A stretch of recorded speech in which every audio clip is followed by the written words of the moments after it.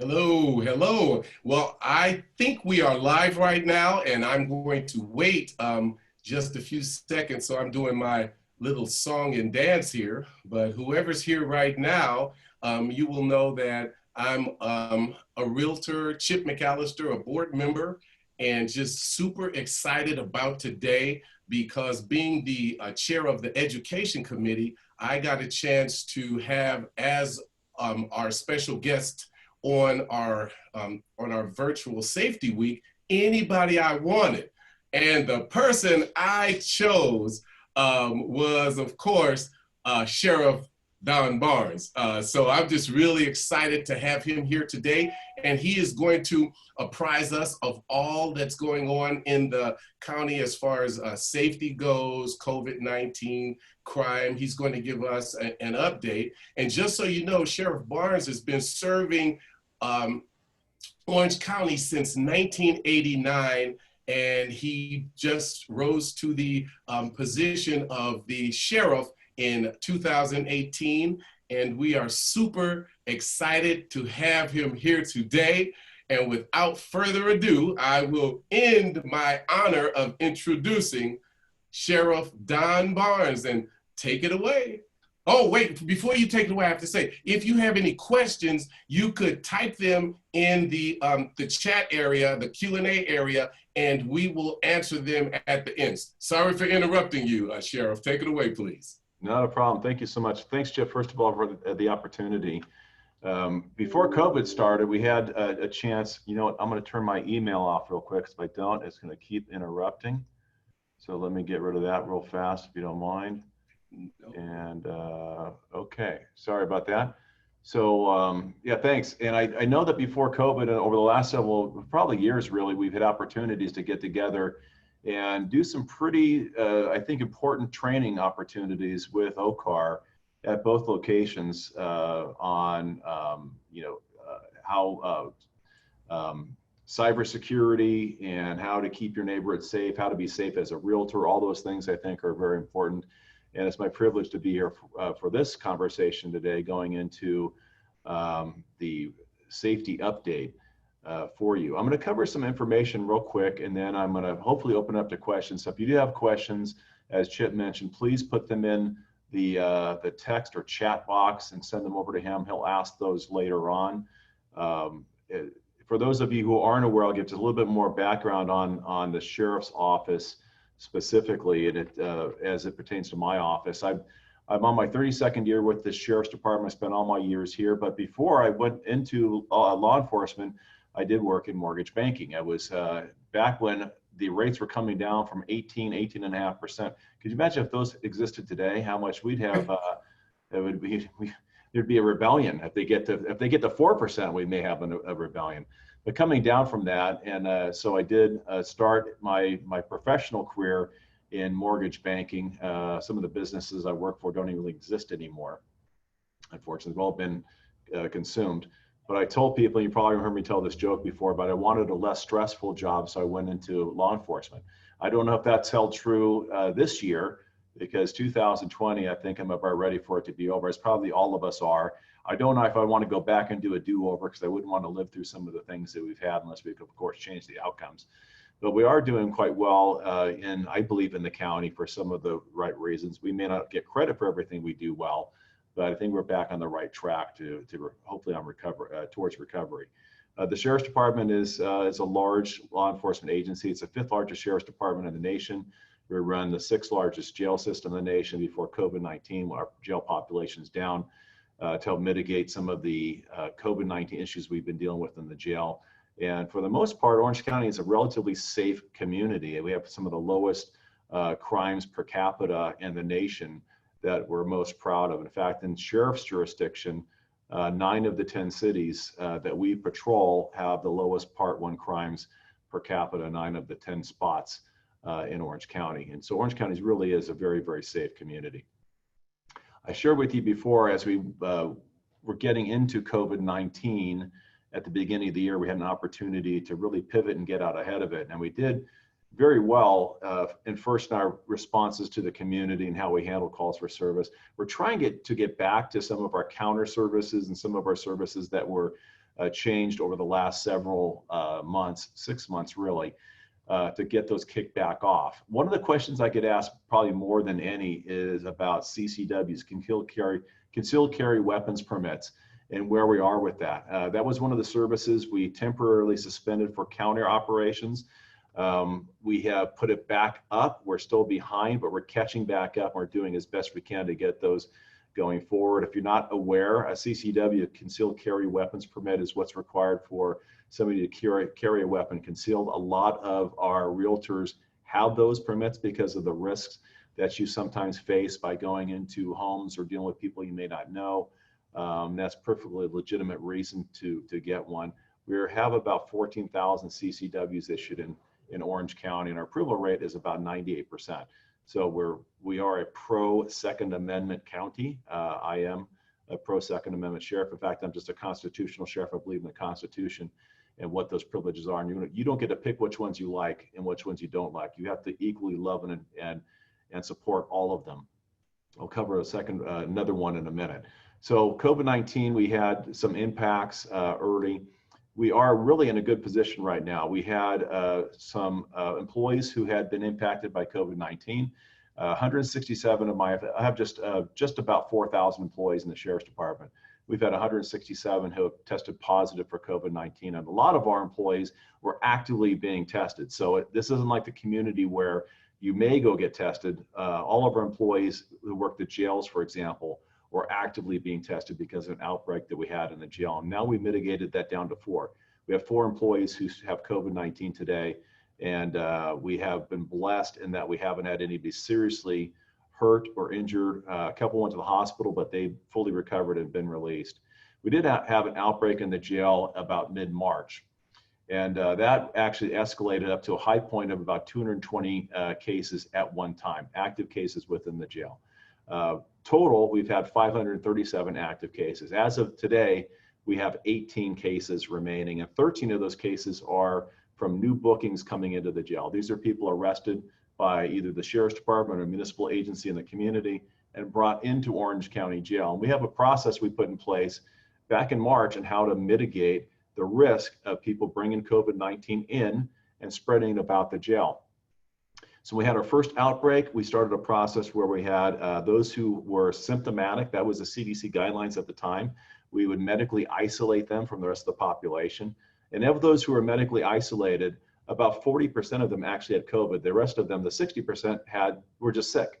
They had the flu or some other illness that we wanted to keep them away from the jail population. And then those who were medically or exposed to those who had COVID that we knew about, we were isolating them because of exposure within the jail.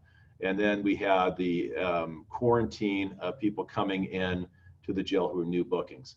So right now we have 5 of our inmates that we would call intra-facility transfer, those who within the jail who caught somebody else who was in the jail and moved about. And that was the 220 people I talked about a minute ago. We're actually down to 0 last week. We had a false negative test, and that allowed us to clear an inmate for general housing. And when he got cleared and then had symptoms, we realized we tested him again, and that individual did have COVID-19. So we had a slight little uptick, but we're working its way back down to 0 again. We're in a really, really good spot. Currently, we have 813 people quarantined within the jail, and we have 3,600 inmates. So that's a pretty significant number of people quarantined within the jail. A lot of the ways we did that was through releases. I made a decision to release some of our inmates a little bit early from their sentences. These are people that I created my own criteria. I think I shared this before, but if you haven't been in one of these Zoom OCAR events with me, during a declared emergency by the government code, I have great latitude within the code to release people from the jail. And I didn't do that. I didn't just open up the doors and let people out. Identified those who were already sentenced, had no other holds, had no other holds, no other open cases, and they were all non-violent, non-serious, non-sex offenders. They didn't really release anybody who would be very, very at risk. Obviously, they're in jail because they had committed a criminal offense, But these people we let out about 30 up to 30 days early off their sentence, so we just didn't let everybody out. The state took a different approach, however, and they kind of had a blanket open door policy through the Judicial Council and some other ways that they could do that. And theirs is much more inclusive of people they were releasing out. About 2 or 3 weeks ago, California Department, CDCR, California Department of Corrections and Rehabilitation announced that they were going to release up to 16,700 prisoners from state prison up to a year early. And that's a pretty all-encompassing release of people that are going to probably have some impacts. To get to state prison in today's environment with all the law changes and decriminalization efforts, you've got to try pretty hard to get to state prison, unfortunately. And so for those who are there, they're very serious offenders. And if you look at Orange County's population, for example, Orange County's population is roughly 10%, 9% of the state's population. If you take that number, and if that's 17,600 is a constant, about 1,700 of those prisoners are probably coming back to Orange County, and probably the vast majority of them coming to the greater Los Angeles area, Southern California. And these prisoners, I do not know geographical borders. They oftentimes travel through into other counties, cities to commit crime, which is part of this message I want to leave you with. I'm not trying to scare you. This is something we will have to deal with. And this is going to take our resources to go and address these people as they come back into the community, which may be a little bit of a drain on our resources. And with that said, what I'm asking you to do is don't become a target or easy victim of crime. And there's things that you can do to help mitigate those issues. For example, we just had a story that we put out in the media about 2 weeks ago through social media, and it made the news. It's picked up by some of the news stations about some of these professional criminals, if you will, that go through, distract you, use a diversionary tactic, distract you or observe you when you're not paying attention to your purse if it's in a shopping cart. You may turn to get something off the shelf and they're that quick. They're in your purse, grabbing your cell phone, your wallet, whatever it may be, and you will not even notice it's gone until you're at the front counter to check out and realize that you have been a victim of crime.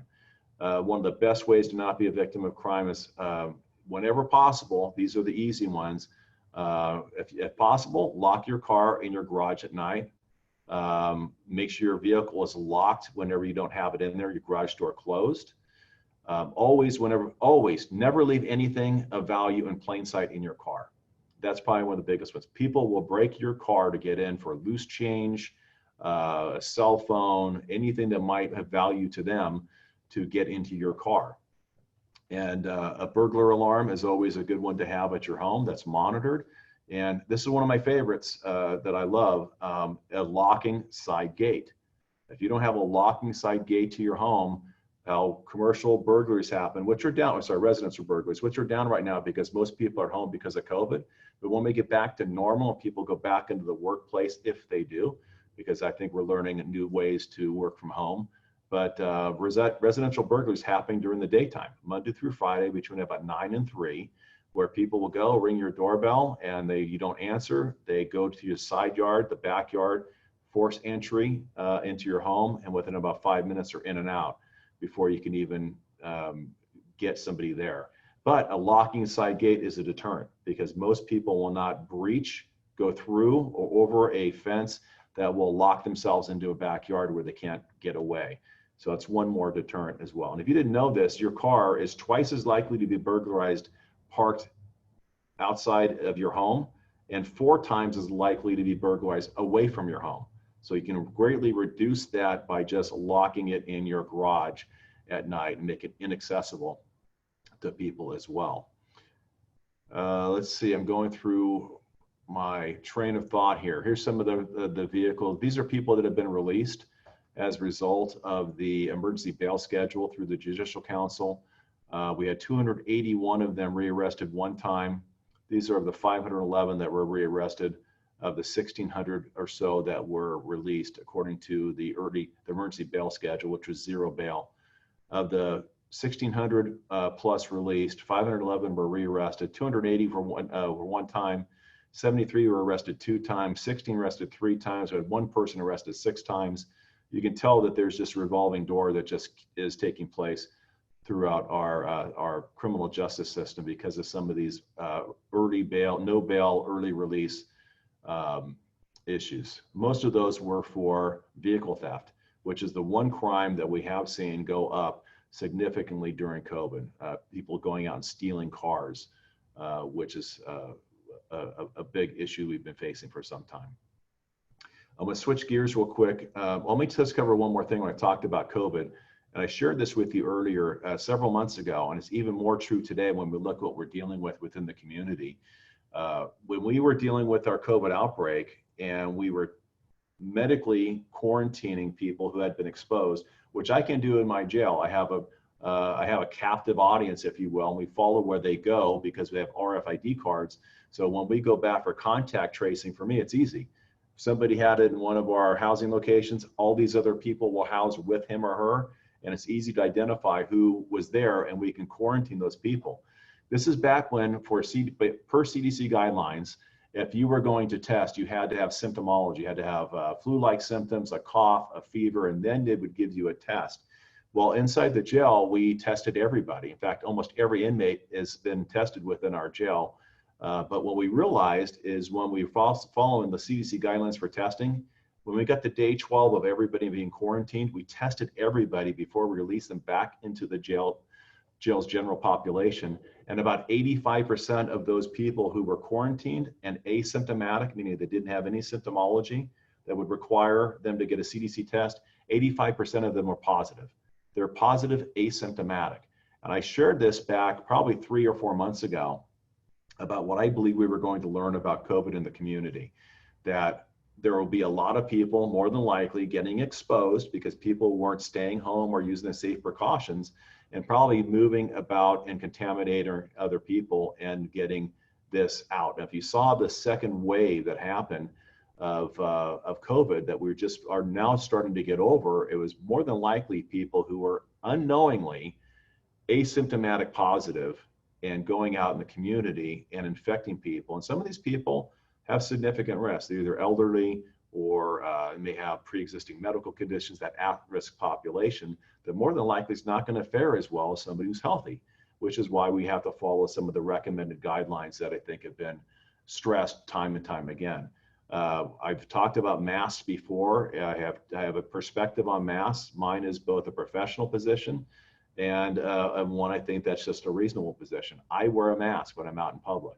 My wife does, my friends do. If I have to go out, I'm always wearing a mask. If I go to eat, I'll sit down and follow the other hygiene guidelines. But I've never said that masks aren't important. What I have said is I do not believe mask compliance is a responsibility of law enforcement to make sure it happens. If you look at what we've gone through the last 3 months with all the civil unrest and calls for social justice and reform, the last thing that I would see my responsibility as a sheriff and that of my deputies is to go out and physically arrest people for not wearing a mask. We've got much bigger issues to overcome in this country right now than to going out and being the mask police and at times physically arresting somebody who doesn't want to wear a mask.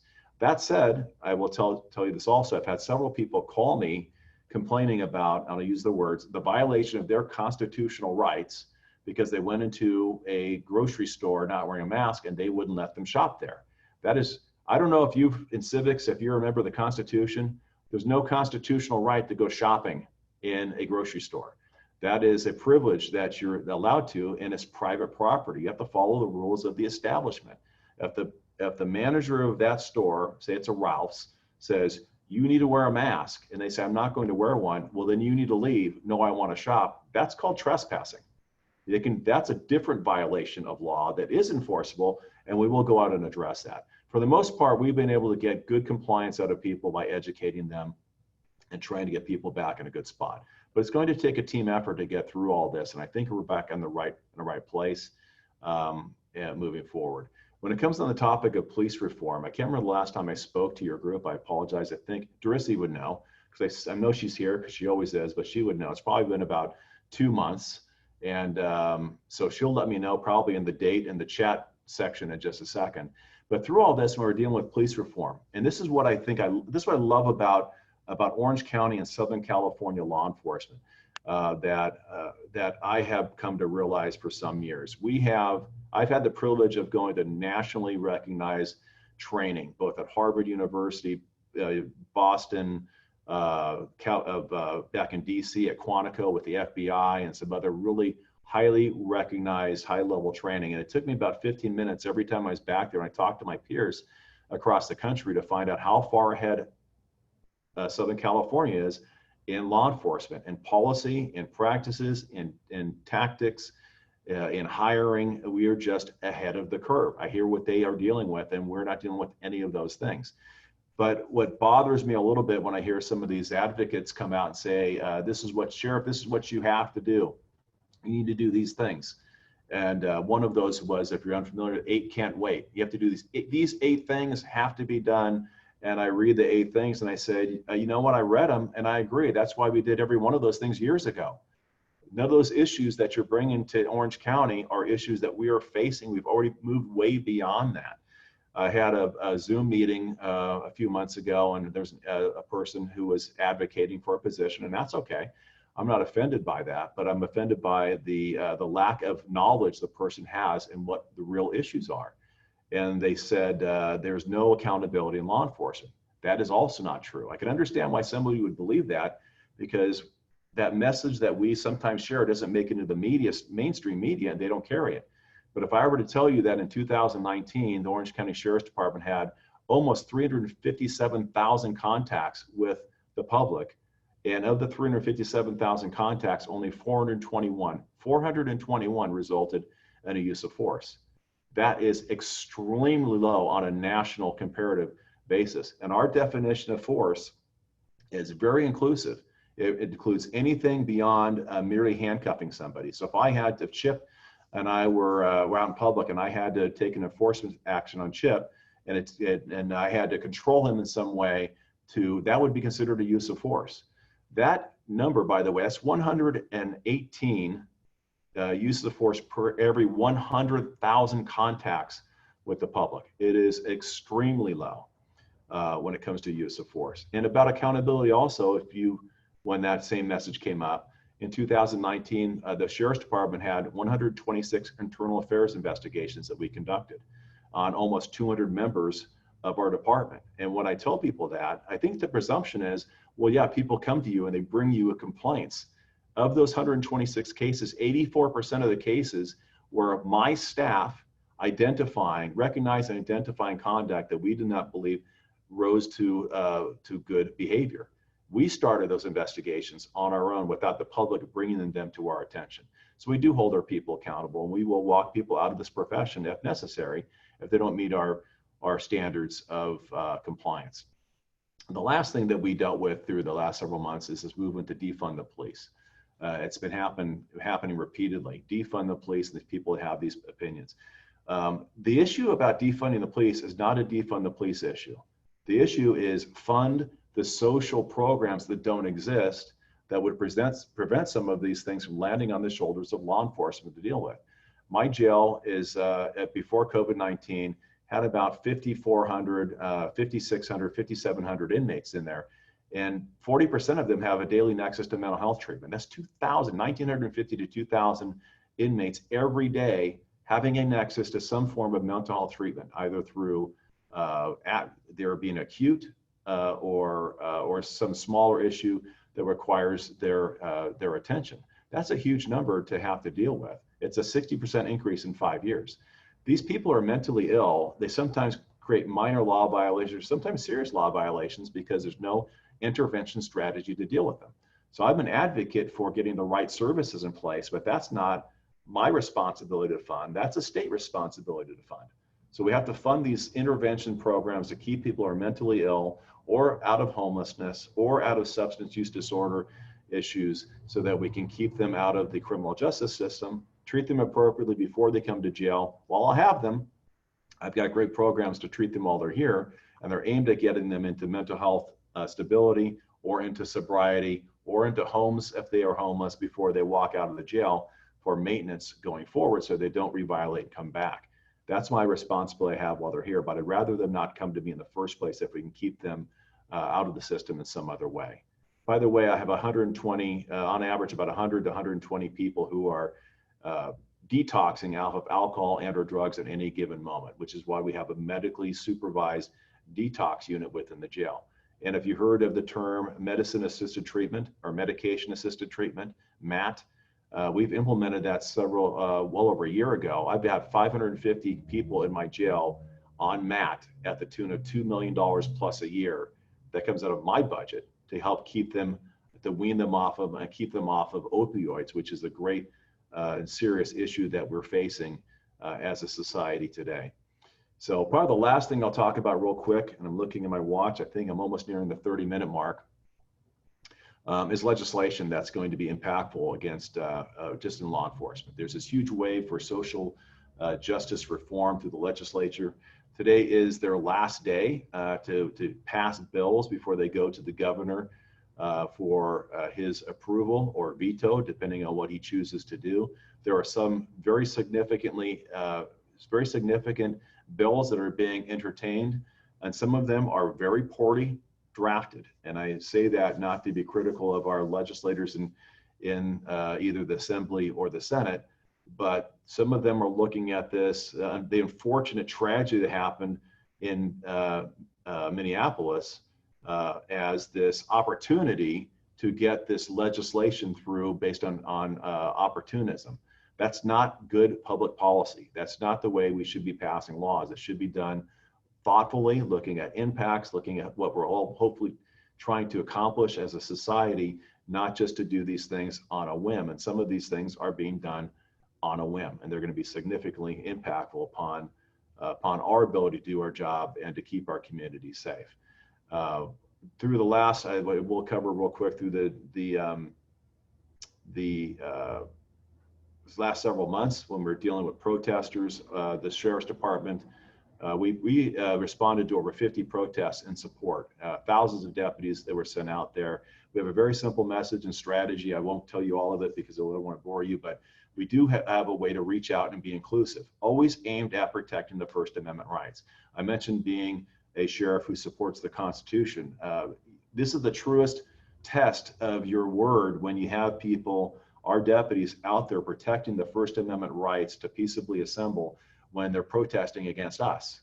That's important to be able to walk the talk and say, we believe in your right to peacefully protest. The key word though, and in the Constitution, in the Bill of Rights, is to peaceably assemble. It doesn't mean you get together and throw rocks and bottles and break windows and steal and burn cars. That's not peaceably assembling. If you want to get together all day long, and you can say whatever you want, I have no problem with that. In fact, I'll be honest, it gives me a little sense of pride when people can feel that they have the ability to go out and peaceably assemble and share a message that I may not agree with, but they should be able to be heard in doing that. There's some bills I think that are necessary. SB 731 is about qualified immunity and creates a decertification process. It's not a good crafted bill. We support a different bill. I think that's much better. It's AB 1299, which is post-officer separation and internal affairs investigations that it requires an agency to complete an internal affairs investigation. Somebody can't resign in lieu of termination and then go get hired somewhere else. And I'm a big advocate for that one. One bill that might be the most impactful on the way that we provide services within our jails is SB 555. This was a bill, it became a 2-year bill. Last year was brought back up and brought back to the floor. It actually changes the inmate welfare fund. If you're not familiar with what an inmate welfare fund is, it's basically an enterprise fund. It funds itself and it funds programs that are used exclusively for the benefit of inmates entrusted to our care. And they want to change the funding mechanism that will take it almost down to zero. It'll make it impossible for this fund to exist because it exists off of telephone revenue and also commissary sales, candy bars and other things sold through commissary. And if it changes the cost structure, there won't be a vendor who will be able to be in this business to provide the telephone services that we have to provide. I don't know how we'll provide telephone services, and commissary sales basically says if I sell something in commissary, I have to sell it at no more than 10% over the cost, which is not something we can do because our overhead won't allow that. So all the programs that go into the jail for education and drug programs and parenting classes and everything that we provide for those inmates, we won't provide anymore because there won't be a mechanism to fund that. I don't have the money within my budget to pay for that, which is why there's this proprietary use fund, an enterprise fund that's used only for the benefit of the inmates. Every dollar they or their loved ones spend for them to make a phone call or to get commissary goes right back into them and not used for any other purpose. In fact, by law, I can't use that money for anything other than the inmate welfare. There's other bills as well, but I won't go through all of them. I think I'm a little bit over half an hour, Chip. So if you want to, if there are any questions for me, I'm happy to take those. Yes, first of all, thank you so much. I'm getting so many compliments here, Sheriff Barnes. But yeah, we do have one question. Early on, you spoke about the cases of COVID in your sheriff's department and in the jail. And one of the attendees asked, has anyone died from it? No, we have not had any fatalities, either of staff, nor have we from inmates. There are people who are advocates who want to just take information, try to use it for their benefit. There was I think a story that was out in the Register that said, 4 people have died in jail, and how do we know it wasn't from COVID? Well, there's no indicator that it was from COVID. One of them, for example, was terminally ill from cancer and died in our hospital ward. So there's all these assertions being made about some of these cases, but we have nobody went to the hospital because of COVID and passed away, and nobody, we believe, there's no indicator that anything is COVID related based on some of the unfortunate deaths we have. This is a very large jail system, and I think people, some of these advocacy groups, they're really anti-incarceration groups. They don't want jails to exist at all. And they take this position that when somebody dies, it is by default preventable. That's not the case. These people aren't dying because they're in jail. They're dying while they're in jail by some other condition. For example, we had an individual who passed away last year, and it became a big media issue. And I had a good idea what it was, and it turned out that he had passed away from a fentanyl overdose. Fentanyl is a synthetic opioid that's 50 times more potent than heroin. It's a huge issue for the nation. It's being trafficked into the country from both China and through Mexico. Of course, we have the Mexico border closest to us, so that's how it's coming over the border. And we're seizing it by the pound. Our seizures of fentanyl are going up significantly. And I have a drug trafficking problem as a result of AB 109, which is State Prison Realignment of 2011. My drug trafficking into my jail went up 300% in the first 2 years because of the criminal enterprise that exists within the jail. And last year we had 70 saves of inmates who overdosed on fentanyl. I have an naloxone program. Naloxone is an opioid antagonist.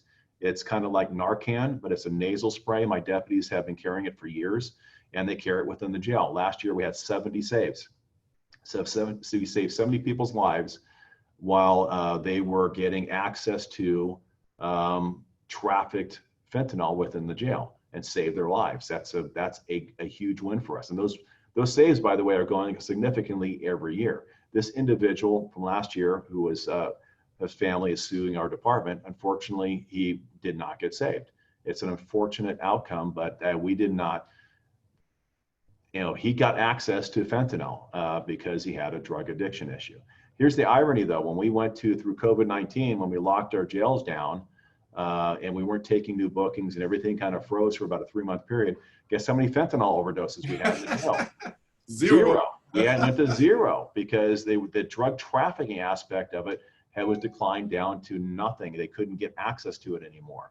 And now, because the bookings are starting back up, we're starting to see people trying to traffic it back in again. But that's we can anticipate happening, unfortunately. I've done a lot of things to stop that. We have drug detection canines in the jail, narcotics dogs that can track those drugs. We stopped receiving card stock in the jail because oftentimes card stock would be laced with some narcotic. They take, for example, a birthday card and they dip it in liquid methamphetamine, let it dry, and then mail it in, and then they could ingest this and get high. So this is a huge criminal enterprise that exists within our criminal justice system, in our jails and prison system that takes place. It's unfortunate, but it is. But we've got, I'm proud of the program. I'm very proud of our deputies who work in custody operations, who for many months knowingly went into an environment that had a surge in COVID cases. And they came to work every day knowing they're walking into a dangerous and exposed environment to do their job. At one point, our staff, because our inmate population was down, and we have workers, inmate workers who actually do the cleaning and things like that, our inmate workers were impacted. We had a period of time where our staff, our deputies, the deputy and sergeants, were actually making the meals for the inmates every day. They would come in and make all the meals for them, so we could provide for the inmates entrusted to our care. If you can't imagine the grace and humility it takes for staff to come in and go, we have to get this work done. It's going to take us to get together, and we're going to pull together as a team to do that. It speaks volumes for the professionalism and level of care that they put into their job, and I couldn't be prouder of them. Oh, thanks so much, Sheriff. I hope I answered your question. Oh yeah, you did. You definitely did. You definitely did. Yes, nobody has passed away from COVID. Yeah, Sheriff. The next question is a pretty comprehensive one. Is with the upcoming presidential election and all of the previous unrest and animosity towards the current administration, what steps is your department taking? And more importantly, how should we as realtors / citizens prepare for what may occur in our communities? Is there an election coming up? That's a joke. Yeah, so it's unfortunate that I think our country has become so divided on the extremes, and that's probably one of the most unfortunate things about how great this country is, that we can get so separated on issues in politics, and not only this political issue. What we've done in the department, or what we are doing, is we can anticipate that there will be the high probability of having some level of protest, or maybe even manifestation into civil unrest, depending how the election goes. I'm going to say if one person wins, there will be. If another person wins, there won't be. I just think the environment right now is just so strained that we can probably anticipate having some type of response, regardless, just getting through the second Tuesday of November. I have what's called a sheriff's response team. These are individuals who are trained in crowd control techniques. These are the people that you would see out in the public with the helmets and wearing the gear. They do that for their protection, but they're trained in, first of all, in professionalism, and also in restraint, knowing how to accomplish peace by getting people to be voluntary compliant, but also how to identify those who may be antagonists or troublemakers, if you will, and remove them from a crowd peaceably so that they can maintain a peaceful protest. So we are actually training up 2 additional platoons of sheriff's response team personnel. That's another 100 deputy sheriffs that would be available to go out and assist. Most of our responses are not always in sheriff's jurisdiction. As you know, with the 10 cities of South Orange County and Yorba, Belinda, Stanton, and Villa Park are patrolled by the sheriff's department. The 10 cities being Lake Forest and down to the San Diego border. I won't go through all of them, all their entirety. But it's important to know that, because we have a countywide responsibility to go and assist other agencies. So if Santa Ana or Anaheim or Huntington Beach, when they were having their protests, oftentimes we were there as a response contingent.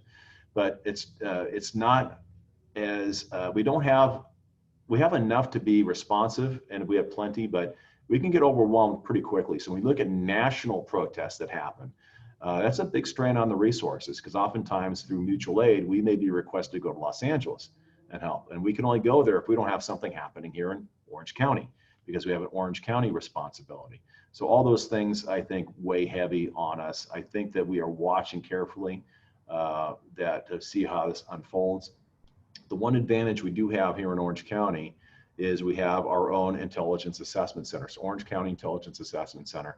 It's a terrorism fusion center that's really turned into all crimes, all hazards. So it used to be, after 9/11, we had the Joint Terrorism Task Force, the Terrorism Early Warning Group. That was a precursor to the fusion center system. In fact, when 9/11 happened, there were only 3 terrorism or early warning groups in the entire nation: New York City, Los Angeles, and Orange County. Little Orange County was right there as one of the startups. We were a pioneer in this and got out ahead of it, which is why we have our own fusion centers. 80 fusion centers in the nation. In 2018, Orange County is recognized as Fusion Center of the Year, which is a prestigious award that we've received. We're the only fusion center in California ever recognized with that. But they will go through and actively seek out open source information, tips and leads and information they bring in. They validate it into intelligence and put it back out for analytical product to the benefit of Orange County, Southern California, California, the nation. For example, if you remember a few years ago, there was an assault that took place back, I think it was South Carolina or North Carolina, and this group called Rise Against, the Rise Against movement. It was Orange County's Fusion Center that identified the 4 individuals from the East Coast. It was our Fusion Center that identified those 4 individuals and turned them over, their identities over to the FBI for prosecution. So it's not just local benefit. It has, they do work, and it's where the intelligence takes them, is where they bring that. So we have the benefit of having our own Fusion Center, so we can track information that's happening throughout the area. And then we have the benefit of adding additional personnel as well. And that's always important to have those 2 things. So we're tracking everything. My hope is that we can have a certain degree of civility that will take place through this, so that we're not just acting out on the extremes. That's the important part. And whatever does happen, I hope that people can realize that this is what makes this country great, is the ability to vote, cast your votes. When the votes come out, whoever wins, regardless of what your political affiliation, you just get behind this country and support the president, whoever that may be. And that's probably the most important part I would leave with. Amen. I totally agree with that. Thank you so much, Sheriff. Next question goes into the Ring doorbell. And this is from our esteemed Education Committee member, Scott White. Do the Ring type doorbells really deter the daytime burglars and porch pirates? I would tell you that they are, I think they're a great deterrent. I think they're also beneficial as an evidentiary tool, that if something does happen, I don't know if they deter people from stealing things off the porch, because we record people on Ring doorbell of them stealing things off the porch. I think if they're motivated to do it, they're just going to do it. I think there are other avenues now. If you're getting something that's being delivered that is of value, that you don't want to run the risk of not getting. Amazon, by the way, has pickup centers now. They can go to a pickup center, just as one step, you have to go get it. Right now, a lot of people are at home and have the ability to immediately go out and pick something up off the porch, or you can have a neighbor get it for you. A lot of these, Amazon, for example, will tell you your package was just delivered. You get a notification that it was delivered. You can sometimes get it, but if they're following the Amazon truck, you're probably going to beat your neighbor to get it off the front porch, or sometimes even you. So I think there is a certain sense of deterrent in there. I think there's an evidentiary tool that takes place. The quicker you can get information off of that video and share it with us about the theft, it's important. Everybody knows that if a porch pirate steals something, you're probably going to be able to call the vendor and say, something was stolen off my porch, would you send me another one? And they absorb that cost, and they don't report it. Please report it. The way we solve these things and deter them is going out and catching these people. And when you may have a Ring doorbell that records somebody coming up, but your neighbor may have a exterior camera that recorded the car and the license plate. So all these things we put together into a case, and we're really good about going out and catching these people. So don't, if you find something, it's a old adage, if you see something, say something.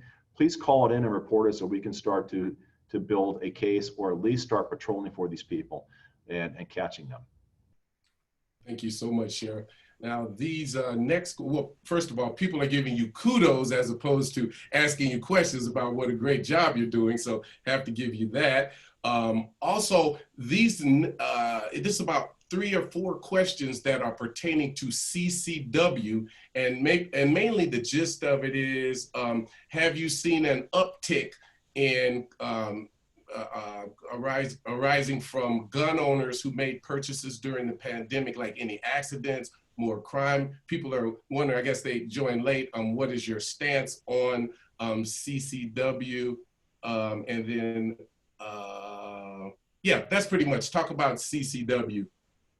Sure. First, let me just thank everybody. I'm not reading I don't have the chat up, so I'm not reading the accolades.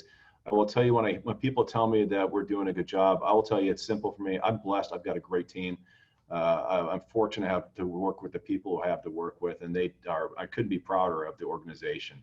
When it comes to CCWs, yes, I am a Second Amendment advocate. I believe strongly in it.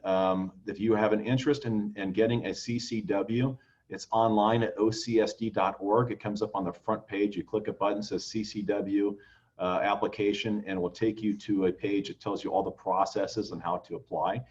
We got a little behind because of COVID-19 because we couldn't do the in-person, face-to-face interviews during that time, but we have, I think, pivoted a little bit since then. We're doing as much as we can via online, email, telephone, however else to get as much done as possible. So I believe in that. As far as the numbers goes, the height that we had in CCW issuance happened about a year or so ago. It was about 15,000. And through attrition, people sometimes just lose interest. It went down to about 13,500. We're back in the 14,000 range. And most of those are conditioned upon what's happening in the nation. So we start seeing the pandemic. When the pandemic hit, you couldn't buy ammo or gun anywhere. Everything got absorbed and bought up. And that's just the way that things happen. There's an ebb and flow beyond what people perceive to be the risk, I think, of having that. But I think it's an easy process to go through. We have to follow state law. State law requires an applicant to have a good cause, a stated good cause. That's not my law. It's not my rule. It's California law, and it has to be beyond just a self-defense. That might work in a very rural county like San Bernardino when they can justify an extended response.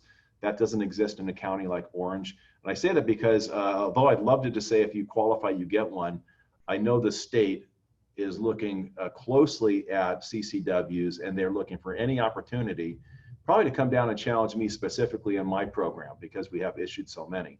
So I don't want to give them the excuse to come down and take away a good program from us. I will tell you this, Chip, and this is the irony in how the state was operating through COVID. The state, if you look what's happening about evictions, a moratorium on evictions, and all these safeguards put in place and extensions of licenses and everything else. I was talking to the Attorney General, and I asked him, if we're looking at impacts because of COVID on government and processes and licenses, can we get a 4 or 6 month extension on CCWs so that we can get caught up? And it fell on deaf ears. So when it comes to something that is, I think, politically separated or contrary to what a political opinion is, there's just no support for that. And it's unfortunate because I think that would have been a fair and reasonable thing to do when you look at the impacts and what we have to do now to get caught up. If you do have one, if you have a CCW, please get your renewal application in early enough. I know they won't let you put it in 6 months early. I think they have a time frame, but at least get it in, because once you get it in, it's not a renewal. It's not a new application. It stays as a renewal, and we'll get it caught up as quickly as we can. I wish I had the legal ability just to extend it. I don't. Unfortunately, that's what the state is not willing to compromise on. Thank you so much, Sheriff. Now, this is from our wonderful and amazing Derissy. Yeah, you knew she was here. She's been here the whole time. She's everywhere. Oh, Derissy, yeah, Derissy's everywhere. She's awesome. She wants you to talk about Prop 20. Prop 20 is it's a proposition that's made the ballot. It was a ballot initiative brought forth by signatures. It is I think the name changed a little bit. It was Keeping California Safe Act is the general preface of Prop 20. It's something that I can't advocate for. I can tell you what it is because I'm in uniform. I can take a position. But Prop 20 undoes some of the harms that were created because of Prop 47. It redefines property crime in a way that you have serial thefts.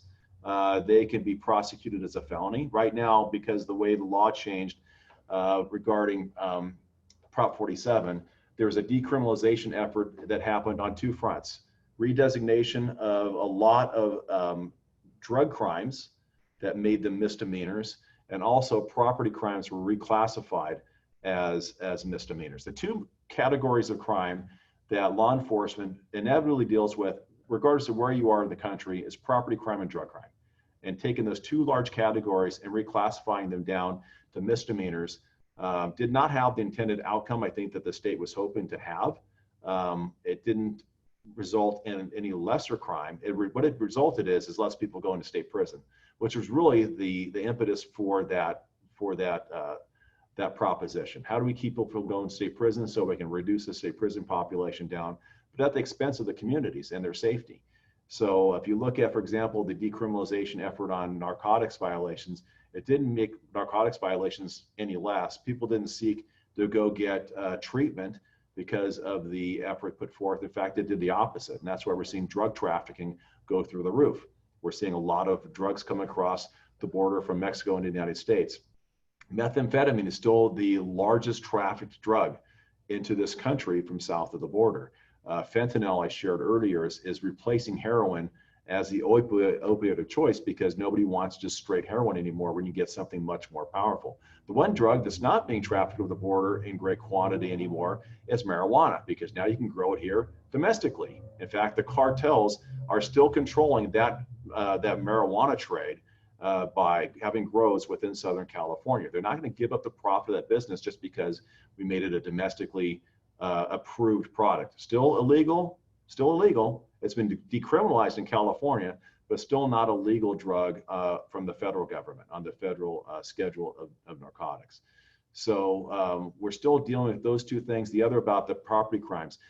Before Prop 47 went into place in 2014, if you went into a Target and stole with intent of stealing something, that was commercial burglary, and you could go potentially to state prison for that.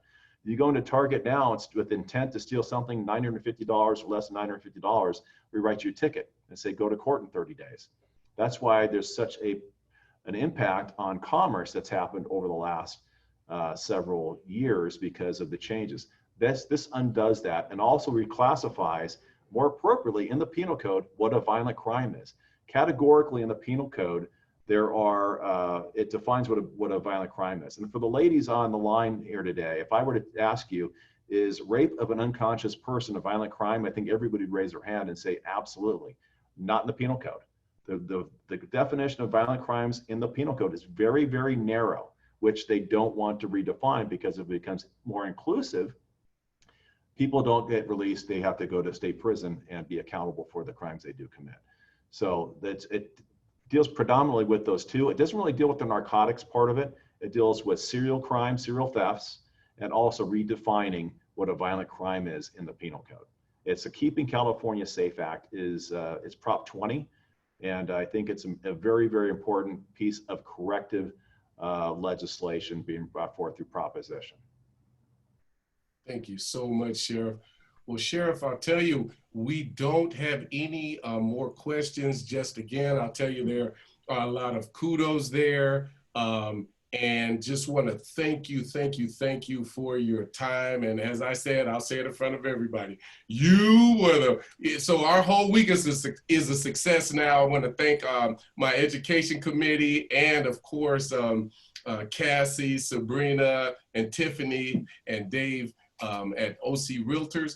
And I just want to, all of you out there, tomorrow is going to be awesome. So make certain that you avail yourself. 10 o'clock tomorrow, we're going to have emergency physician Jim Keeney, and he's going to give us a look from the medical perspective of COVID-19 in Orange County. So, oh, and also somebody won a tremendous gift for today, but the person who starts today and goes all the way through Friday, attending every one of the meetings, you win a huge gift that Sheriff Barnes just talked about. He talked about the Ring doorbell.